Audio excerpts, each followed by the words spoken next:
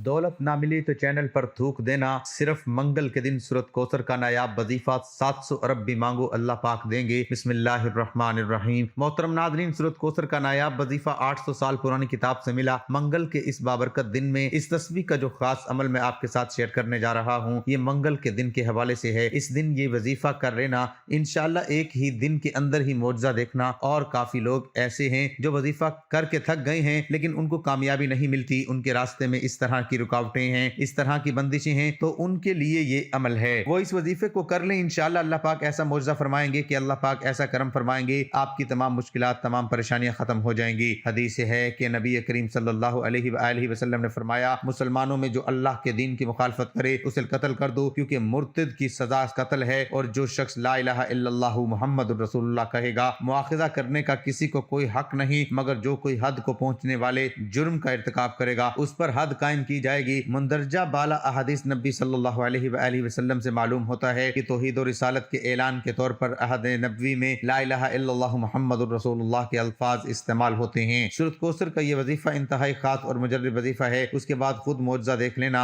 इस वजीफे को हरगिज मत छोड़ना। खुदा की कसम, जितनी दौलत चाहोगे इंशाअल्लाह इससे ज्यादा पाओगे। इंशाअल्लाह अल्लाह पाक अपने वसी खजानों से अता करेंगे। हजरत अबू हुरैरा रज़ी अल्लाह ताला अन्हु से रिवायत है कि रसूलुल्लाह सल्लल्लाहु अलैहि वसल्लम ने फरमाया कि 3 आदमियों की दुआएं रद्द नहीं होती, रोजादार की, अफ्तार के वक्त आदिल हाकिम की, और मजलूम की दुआ। अल्लाह ताला मजलूम की दुआ को बादलों से भी ऊपर उठाता है और उसके लिए आसमान के दरवाजे खोल देता है। फिर अल्लाह ताला फरमाते हैं कि मेरी इज्जत की कसम, मैं जरूर तुम्हारी मदद करूंगा, अगरचे थोड़े अरसे के बाद करूं। रसूलुल्लाह सल्लल्लाहु अलैहि वसल्लम ने फरमाया कि हमारा परवरदिगार बुलंद बरकत वाला है। हर रात को उस वक्त आसमान में दुनिया पर आता है जब रात का आखिरी तिहाई हिस्सा रह जाता है। वो कहता है कोई मुझसे दुआ करने वाला है कि मैं उसकी दुआ कबूल करूं, मुझसे मांगने वाला कि मैं उसे दूं, कोई मुझसे बख्शिश तलब करने वाला है कि मैं उसको बख्श दूं। हजरत अबू हुरैरा रज़ी अल्लाह ताला अन्हु से रिवायत है कि रसूलुल्लाह सल्लल्लाहु अलैहि वसल्लम ने इरशाद फरमाया, मेरी उम्मत में मुझसे ज्यादा मोहब्बत रखने वाले लोगों में वो भी हैं जो मेरे बाद आएंगे। उनकी ये आरजू होगी कि काश वो अपना घर बार और माल सब कुर्बान करके किसी तरह मुझको देख लेते।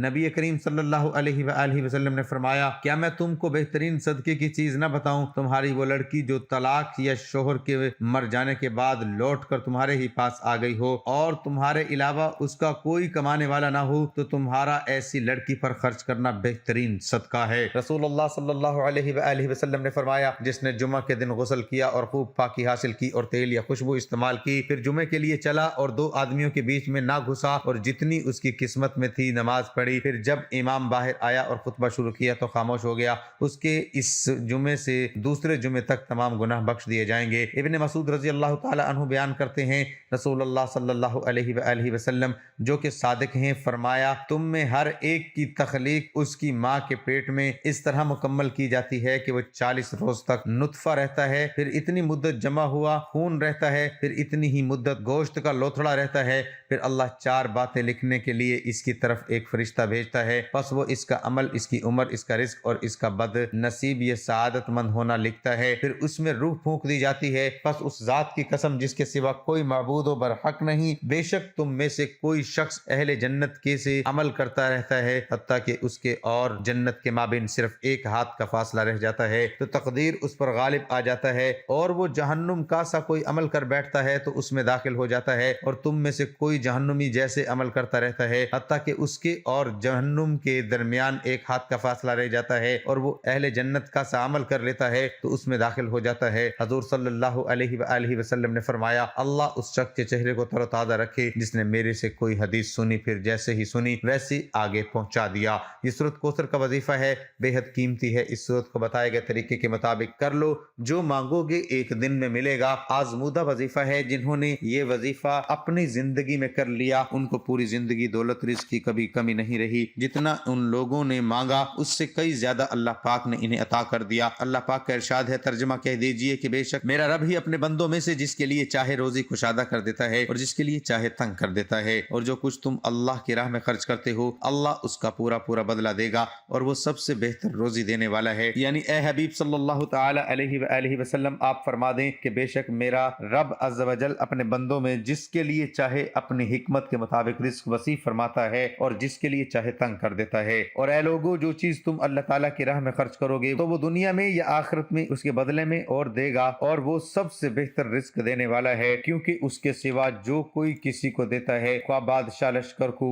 یا آقا غلام کو یا صاحب خانہ اپنے عیال کو، وہ اللہ تعالیٰ کی پیدا کی ہوئی اور اس کی عطا فرمائی ہوئی روزی میں سے دیتا ہے۔ رزق اور اس کے فائدے اٹھانے کے اسباب کا خالق اللہ تعالیٰ کے سوا اور کوئی نہیں، وہی حقیقی رازق ہے۔ حضرت ابو ہریرہ رضی اللہ تعالی عنہ سے روایت ہے، حضور اقدس صلی اللہ تعالی علیہ وآلہ وسلم نے فرمایا کہ اللہ تعالیٰ ارشاد فرماتا ہے، اے ابن آدم، خرچ کرو، میں تم پر خرچ کروں گا، بے شک اللہ تعالیٰ ہی رزق دینے والا اور سب سے بہترین رازق ہے۔ اور زمین پر جتنے بھی چلنے پھرنے والے ہیں ان سب کی روزیاں اللہ تعالیٰ ہی کے ذمہ ہیں، سب کو رزق اللہ تعالیٰ ہی دیتا ہے، اور یقیناً کسی لالچی کا لالچ اللہ تعالیٰ کے رزق کو زیادہ نہیں کر سکتا، اور نہ ہی کسی ناپسند کرنے والے کی ناپسندیدگی سے اسے ہٹا سکتی ہے۔ اور یہ اللہ کی حکمت ہے کہ اس کے رزق کے معاملے میں لوگوں میں فرق رکھا ہے، تو وہ جسے چاہے زیادہ رزق عطا فرما دے، جسے چاہے کم رزق عطا فرما دے، وہی مالک، وہی خالق ہے۔ وہی ایک قوم کے رزق میں کشادگی کر دیتا ہے تو دوسری قوم کے رزق میں تنگی فرما دیتا ہے۔ یہ سب کچھ اللہ تعالیٰ کے قبضہ قدرت میں ہے۔ انسان کچھ بھی نہیں کر سکتا سوائے دعا کرنے سے، سوائے اللہ پاک سے مانگنے کے۔ ایک حدیث قدسی میں اللہ کے رسول صلی اللہ علیہ وآلہ وسلم کا فرمان ہے، جو چیز تجھے جنت کے قریب کر سکتی ہے اس کا میں نے تجھے حکم دے دیا ہے، اور جو چیز تجھے جہنم کے قریب کر سکتی ہے اس سے میں نے روک دیا ہے۔ یقیناً حضرت جبرائیل علیہ السلام نے میرے دل میں یہ بات ڈالی کہ کوئی بھی جان اس وقت تک فوت نہیں ہو سکتی، کوئی بھی انسان اس وقت تک اس دنیا سے نہیں جا سکتا جب تک کہ وہ اپنی روزی پوری نہ کر لے اور سارا رزق نہ کھا لے۔ تو تم اللہ کا تقوی اختیار کرتے ہوئے روزی کا حصول اچھی طرح کرو، اور تم کسی کو روزی کا لیٹ اور کم ہو جانا اس بات پر نہ ابھارے کہ تم اللہ کی نافرمانی کر کے روزی حاصل کرنے لگ جاؤ، کیونکہ جو کچھ اللہ کے پاس ہے وہ اللہ تعالیٰ کی اطاعت اور فرمانبرداری کے ذریعے ہی حاصل کیا جا سکتا ہے۔ اکثر آپ لوگوں نے دیکھا ہوگا کہ اللہ پاک نے ہمیں صبر کرنے کا حکم دیا، جب ہمیں مشکلات پیش آتی ہے، رزق کی تنگی ہوتی ہے تو ہم گیلے شکوے کرنا شروع کر دیتے ہیں، پھر ہم ناجائز کاموں میں پڑ جاتے ہیں اور حرام اور حلال کو بھول جاتے ہیں۔ اللہ پاک نے اس چیز سے منع فرمایا۔ یاد رکھیں، رزق وہی اچھا ہے، وہی فضیلت والا ہے، وہی انسان کے لیے فائدہ مند ہے جس کو استعمال کرنے سے دنیا بھی آسان ہو جائے اور آخرت بھی آسان ہو جائے۔ رزق کی کمی اللہ تعالیٰ کی طرف سے نہیں بلکہ انسان کے خرچ نہ کرنے کی وجہ سے ہوتی ہے۔ اللہ پاک ساری مخلوق کے لیے اس کی ضرورت کے مطابق پورے سال کا رزق نازل فرما دیتا ہے۔ ہمیں چاہیے کہ اگر ہم اپنے رزق میں برکت اور ترقی چاہتے ہیں تو غریبوں میں، مسکینوں میں زیادہ سے زیادہ اللہ پاک کا دیا ہوا رزق خرچ کیا کریں، تاکہ اللہ ہمارے رزق کو اور بڑھا دے، مزید بڑھا دے، جیسا کہ اللہ پاک نے فرمایا ہے۔ اور جب ان سے کہا جاتا ہے کہ جو رزق خدا نے تم کو دیا ہے اس میں سے خرچ کرو، تو کافر مومنوں سے کہتے ہیں کہ ہم ان لوگوں کو کھانا کھلائیں جن کو اگر خدا چاہتا تو خود کھلا دیتا۔ تو پھر اللہ پاک فرماتے ہیں کہ تم تو صاف صاف غلطی پر ہو۔ ایک کسان کو دیکھ لیجئے، وہ ایک بوری بیج کی کھیت میں بوتا ہے اور فصل اگ جانے پر ایک بوری کی جگہ 70 بوریاں لے کر گھر واپس لوٹ جاتا ہے، محنت کرتا ہے، لیکن اگر وہ کسان یہ سوچنا شروع کر دے کہ میں ایک بوری کا بیج کھیت میں پھینک دوں گا اور پتہ نہیں مجھے ملے گا کہ نہیں، تو پھر وہ اس کے کمزور ایمان کی نشانی ہے۔ اسی طرح جب ہم غریبوں میں، مسکینوں میں تقسیم کر دیں گے تو اللہ پاک 1 روپے کا اجر 70 گنا زیادہ بڑھا کر دیتا ہے۔ ناظرین، آج ہم آپ کو ایک ایسا وظیفہ بتانے جا رہے ہیں، اس کو پڑھنے سے رزق کی تنگی ختم ہو جائے گی، بے روزگاری نہیں رہے گی، اور اگر کاروبار ہے تو اس میں ایسی برکت آئے گی کہ پھر سنبھالنے سے بھی نہیں سنبھلے گا۔ رزق میں برکت کے لیے ارشادات ہیں کہ کس طرح چھوٹے چھوٹے عمل کرنے سے روزی رزق میں برکت ہوتی ہے۔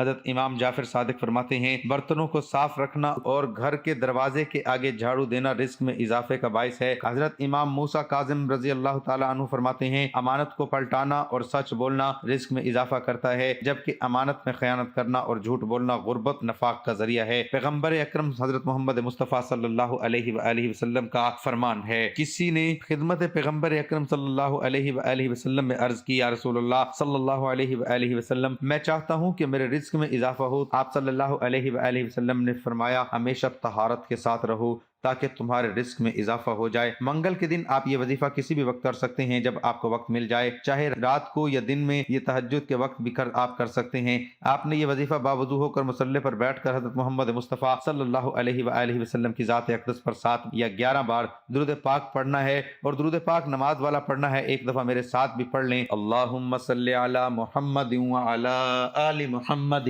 کما صلیت علی ابراہیم وعلی آل ابراہیم انک حمید حمید مجید اللهم بارك على محمد وعلى آل محمد كما باركت على إبراهيم وعلى آل إبراهيم إنك حمید مجید۔ درود پاک کثرت سے پڑھنے سے رزق میں اضافہ ہوتا ہے۔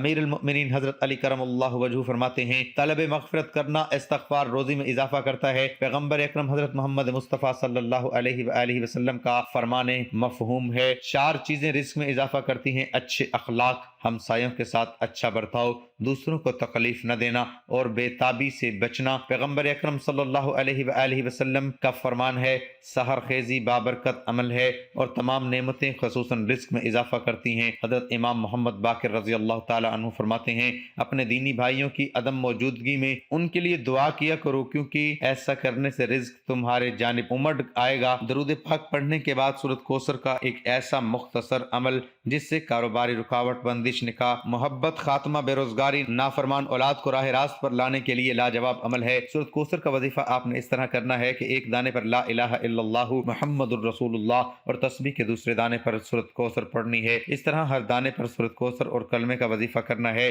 یہ عمل آپ نے کتنی دفعہ کرنا ہے یہ ابھی میں آپ کو بتاتا ہوں۔ اللہ پاک سورۃ کوثر پڑھنے والے انسان کے غموں کو راحت میں تبدیل کر دیتے ہیں۔ یہ فضائل ہیں جو اس دنیا میں انسان کو حاصل ہوتے ہیں، اور آخرت کے فضائل کے بارے میں تو نبی کریم صلی اللہ علیہ وآلہ وسلم کے ہاتھوں سے اگر انسان کو حوض کوثر نصیب ہو جائے تو اس سے بڑی نعمت کیا ہوگی۔ نبی کریم صلی اللہ علیہ وآلہ وسلم کی سنت پر عمل کرنے سے آپ کی ہر ایک سنت میں شفا اور برکت ہے۔ جو شخص اس سنت کے ساتھ چلے گا یقیناً دنیا و آخرت اس کے لیے راحت کا سبب بنے گی۔ اپنے اعمال پر توجہ دیجیے، حقوق العباد لازمی پورے کیجیے اور حقوق اللہ کا بھی خیال رکھیے کیونکہ اللہ کبھی حقوق کے تلف کرنے والے کو پسند نہیں فرماتا۔ قیامت کے دن اللہ اپنے حقوق تو معاف فرما دے گا، حقوق العباد یعنی اللہ کی مخلوق کے حقوق جو آپ نے ادا نہیں کیے ہوں گے ان کو معاف نہیں فرمائے گا، ان پر آپ کو سزا دی جائے گی اور آپ کی نیکیوں سے ان حقوق کو ادا کیا جائے گا۔ پیغمبر اکرم حضرت محمد مصطفیٰ صلی اللہ علیہ وآلہ وسلم کا فرمان ہے رزق اور معاش کی تلاش میں صبح سویرے نکلا کرو، اس لیے کہ صبح کا وقت روزی اور کامیابی کا باعث ہے۔ حضرت امام جعفر صادق رضی اللہ تعالیٰ عنہ فرماتے ہیں صلح رحمی انسان کو خوش اخلاق اور سخی بناتی ہے، ساتھ نفس کو پاک رزق اور عمر میں اضافہ کرتی ہے۔ پیغمبر اکرم حضرت محمد مصطفیٰ صلی اللہ علیہ وآلہ وسلم کا فرمان ہے جو اپنی عمر اور رزق میں اضافہ چاہتا ہے اسے چاہیے کہ پروردگار عالم کا تقوی اختیار کرے اور رشتہ داروں کے ساتھ صلح رحمی کرے۔ حضرت امام جعفر صادق رضی اللہ تعالی عنہ فرماتے ہیں جس کی زبان سچی ہوگی اس کا عمل اچھا ہوگا اور جس کی نیت اچھی ہوگی اس کے رزق میں اضافہ ہوگا، اور جس کی اپنے اہل و عیال کے ساتھ گفتار اچھی ہوگی اس کی عمر میں اضافہ ہو جاتا ہے۔ پیغمبر اکرم حضرت محمد مصطفیٰ صلی اللہ علیہ وآلہ وسلم کا فرمان ہے جو بھی دنیا سے پشت کر کے اللہ کی طرف آئے گا اللہ اس کے مخارج اور رزق کا انتظام فرمائے گا اور اسے ایسی جگہ سے رزق دے گا جہاں سے وہم و گمان بھی نہ ہوگا۔ آپ اللہ پاک سے اپنی تمام حاجتوں کے لیے، اپنی مرادوں کے لیے مانگ لیجئے گا۔ دعا کے معنی اللہ تعالیٰ سے مانگنے اور اس کی بارگاہ میں اپنا دامن پھیلانے کے ہیں۔ دعا صرف مشکلات، پریشانی یا بیماری سے چھٹکارا پانے کے لیے نہیں کی جاتی بلکہ لوگ خالق حقیقی کی معرفت سے سرشار ہیں، وہ اس کی بارگاہ میں ہر وقت دعا کرتے ہیں کہ قرب الہی حاصل ہو جائے۔ قبولیت دعا کے لیے ایک ضروری شرط یہ ہے کہ آدمی جلد بازی سے کام نہ لے۔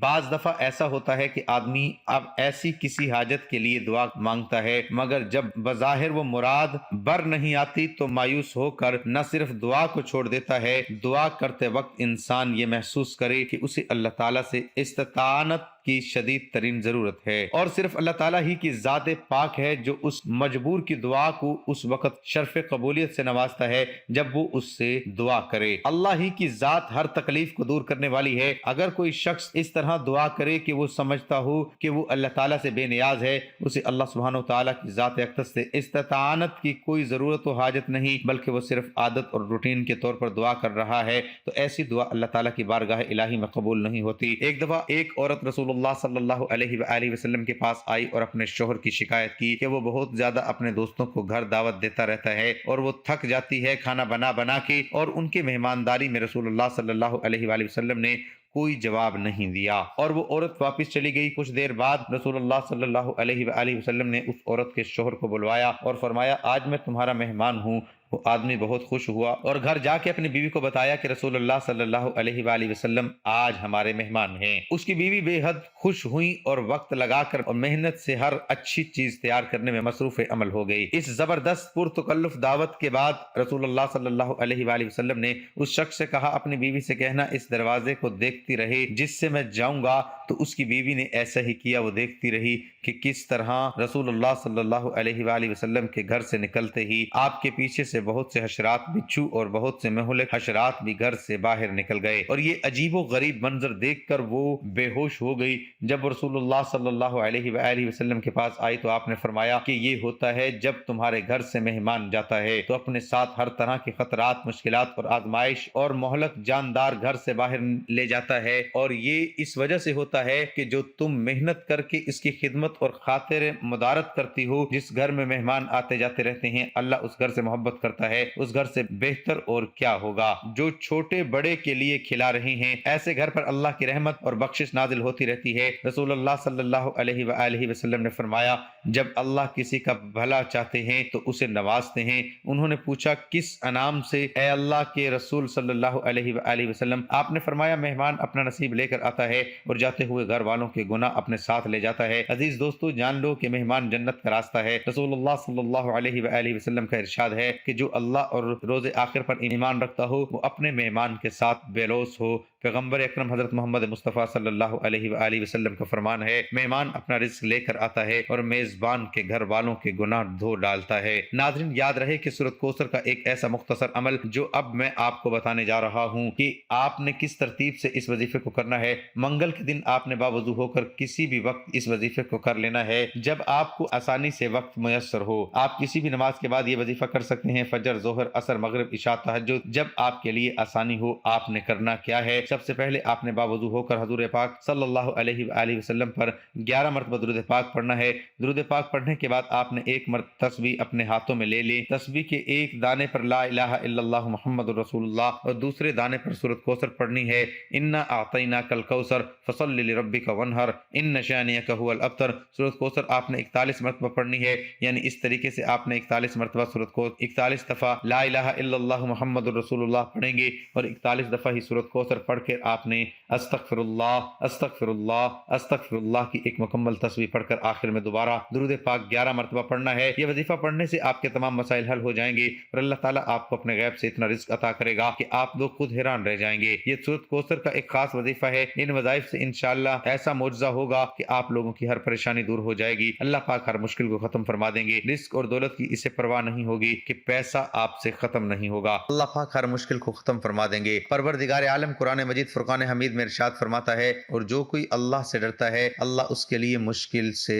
نجات کا راستہ پیدا کر دیتا ہے اور اسے وہاں سے رزق دیتا ہے جہاں سے اسے گمان بھی نہیں ہوتا۔ حضرت محمد مصطفیٰ صلی اللہ علیہ وآلہ وسلم سے منقول ایک حدیث میں آیا ہے جو بھی زیادہ سے زیادہ استغفار کرے گا خداوند عالم اس کی ہر پریشانی کو کشائش اور تنگی کو آسائش میں بدل دے گا اور اسے وہاں سے رزق عطا فرمائے گا جہاں سے اسے گمان بھی نہیں ہوتا۔ اس کا یہ مطلب ہرگز نہیں کہ انسان قرآنی آیات کا ورد کرتے ہوئے اللہ کی طرف سے رزق کے ملنے کا انتظار کرے، بلکہ تقوی اور پرہیزگاری کا مقصد ہی مسلسل سعی اور کوشش کرنا ہے۔ سعی اور کوشش کے باوجود اگر کسی کے لیے رزق نہیں مل رہا تو اس وقت خداوند عالم نے کشائش کی ضمانت دی ہے، اور اس آیت کے نازل ہونے کے بعد پیغمبر اکرم حضرت محمد مصطفیٰ صلی اللہ علیہ وآلہ وسلم کے بعد اصحاب یہ کہتے ہوئے کہ اللہ نے ہمارے رزق کی ذمہ داری لے لی ہے، کسب و وقار چھوڑ کر عبادت الہی میں مشغول ہو گئے۔ پیغمبر اکرم حضرت محمد مصطفیٰ صلی اللہ علیہ وآلہ وسلم کو جب اس کا علم ہوا تو ان سے فرمایا جو بھی ایسا کرے اس کی کوئی دعا قبول نہیں ہوگی، لہٰذا تمہیں چاہیے کہ دعا کے ساتھ سعی اور کوشش جاری رکھو۔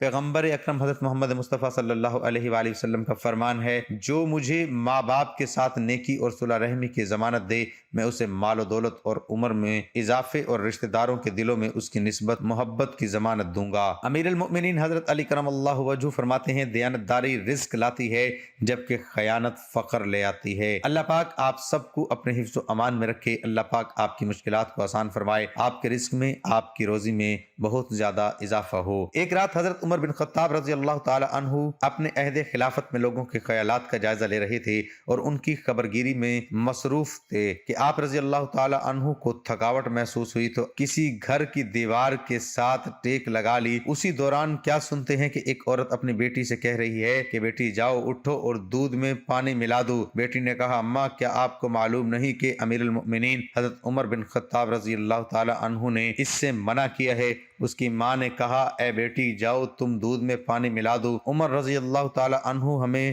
نہیں دیکھ رہا ہے۔ اس لڑکی نے جواب دیا کہ اماں اگر عمر رضی اللہ عنہ نہیں دیکھ رہا تو عمر رضی اللہ تعالی عنہ کا رب تو ہمیں دیکھ رہا ہے۔ حضرت عمر رضی اللہ تعالی عنہ کو اس نیک لڑکی کی بات پسند آئی۔ اپنے غلام اسلم کو جو اس وقت اس کے براہ تھے فرمایا اے اسلم اس دروازے کی شناخت رکھنا اور یہ جگہ بھی یاد رکھنا۔ پھر وہ دونوں آگے چل دیے۔ جب صبح ہوئی تو حضرت عمر رضی اللہ تعالیٰ عنہ نے فرمایا اے اسلم وہاں جاؤ اور معلوم کرو کہ وہاں کہنے والی لڑکی کون ہے اور اس نے کس عورت کو جواب دیا اور کیا ان کے ہاں کوئی مرد ہے۔ اسلم معلومات لے کر واپس آیا تو حضرت عمر رضی اللہ عنہ کو اس نے بتایا کہ وہ لڑکی کنواری غیر شادی شدہ ہے اور وہ اس کی ماں ہے اور ان کے ہاں کوئی مرد نہیں ہے۔ حضرت عمر رضی اللہ عنہ نے اپنے بچوں کو بلایا اور ان کو حقیقت حال سے آگاہ کیا۔ پھر فرمایا کیا تم میں سے کسی کو عورت کی حاجت ہے تو میں اس کی شادی کر دوں، اور اگر تمہارے باپ میں عورتوں کے پاس جانے کی طاقت ہوتی تو تم میں سے کوئی بھی اس لڑکی سے نکاح کرنے میں مجھ پر سبقت نہ لے جاتا۔ حضرت عمر رضی اللہ تعالی عنہ نے کہا کہ میری تو بیوی ہے۔ حضرت عبد الرحمن رضی اللہ عنہ نے کہا کہ میری بھی بیوی ہے۔ حضرت عاصم رضی اللہ عنہ نے کہا کہ ابا جان میری بیوی نہیں ہے، آپ میری شادی کر دیں۔ چنانچہ حضرت عمر رضی اللہ عنہ نے اس لڑکی کو پیغام بھیجا اور اپنے بیٹے عاصم سے اس کی شادی کر دی۔ عاصم کے ہاں بیٹی پیدا ہوئی جو حضرت عمر بن عبدالعزیز رحمۃ اللہ علیہ کی والدہ بنی۔ حضرت عمر بن عبدالعزیز بن مروان کے سب سے زیادہ عادل حکمران اور پانچوں خلیفہ راشد تھے۔ دعا ہے کہ اللہ تعالیٰ میرا سنانا اور آپ کا سننا اپنی بارگاہ الہی میں قبول و منظور فرمائے، آمین ثم آمین۔ تمام احباب سے گزارش ہے کہ اللہ تعالیٰ کے 99 ناموں میں سے ایک نام ضرور ٹائپ کریں۔